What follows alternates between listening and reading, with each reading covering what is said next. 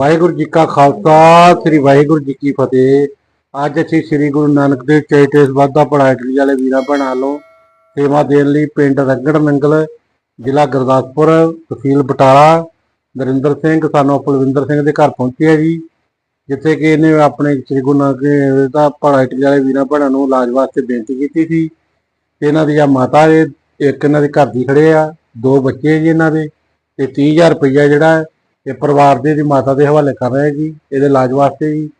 ਤੇ ਅਸੀਂ ਅਰਦਾਸ ਕਰਦੇ ਸ੍ਰੀ ਗੁਰੂ ਨਾਨਕ ਦੇ ਚੈਰੀਟੇਬਲ ਵਾਲੇ ਵੀਰਾਂ ਭੈਣਾਂ ਨੂੰ, ਜਿੰਨਾ ਵੀ ਖਜ਼ਾਨੇ 'ਚ ਇਹ ਸੇਵਾ ਹੀ ਹੈ, ਇਹ ਸੇਵਾ ਇਸ ਤਰ੍ਹਾਂ ਹੀ ਵੀਰ ਲੋੜਵੰਦ ਪਰਿਵਾਰਾਂ ਦੀ ਸੇਵਾ ਕਰਦੇ ਰਹਿਣ ਤੇ ਪ੍ਰਮਾਤਮਾ ਨਾਲ ਚੜ੍ਹਦੀ ਕਲਾ 'ਚ ਰੱਖੇ, ਦਿਨ ਦੁਗਣੀ ਔਰ ਰਾਤ ਚੌਗੁਣੀ ਤਰੱਕੀ ਕਰਦੇ ਰਹਿਣ।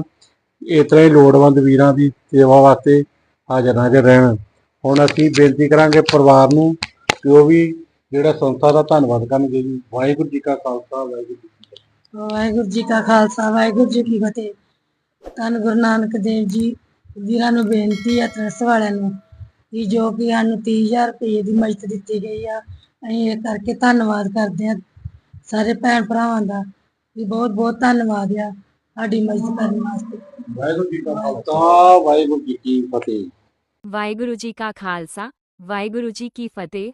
ਜੇ ਕੋਈ ਵੀਰ ਭੈਣ ਇਟਲੀ ਤੋਂ ਚਲਾਏ ਸੱਚੇ ਮਨ ਨੂੰ ਸ੍ਰੀ ਗੁਰੂ ਨਾਨਕ ਦੇਵ ਜੀ ਚੈਰੀਟੇਬਲ ਟਰੱਸਟ ਨਾਲ ਜੁੜ ਕੇ ਲੋੜਵੰਦ ਪਰਿਵਾਰਾਂ ਦੀ ਸੇਵਾ ਕਰਨਾ ਚਾਹੁੰਦਾ ਹੈ ਤਾਂ ਇਟਲੀ ਦੇ ਇਸ ਅਕਾਊਂਟ ਵਿੱਚ ਮਾਇਆ ਦਾ ਯੋਗਦਾਨ ਦੇ ਸਕਦੇ ਹੋ ਅਤੇ ਸੇਵਾ ਦਾ ਸਾਰਾ ਵੇਰਵਾ ਤੇ ਹਿਸਾਬ WhatsApp ਗਰੁੱਪ ਵਿੱਚ ਦਿੱਤਾ ਜਾਂਦਾ ਹੈ ਤੇ ਤੁਸੀਂ ਉੱਥੇ ਵੀ ਟਰੱਸਟ ਨਾਲ ਜੁੜ ਸਕਦੇ ਹੋ ਜੀ। ਵਾਹਿਗੁਰੂ ਜੀ ਕਾ ਖਾਲਸਾ, ਵਾਹਿਗੁਰੂ ਜੀ ਕੀ ਫਤਿਹ।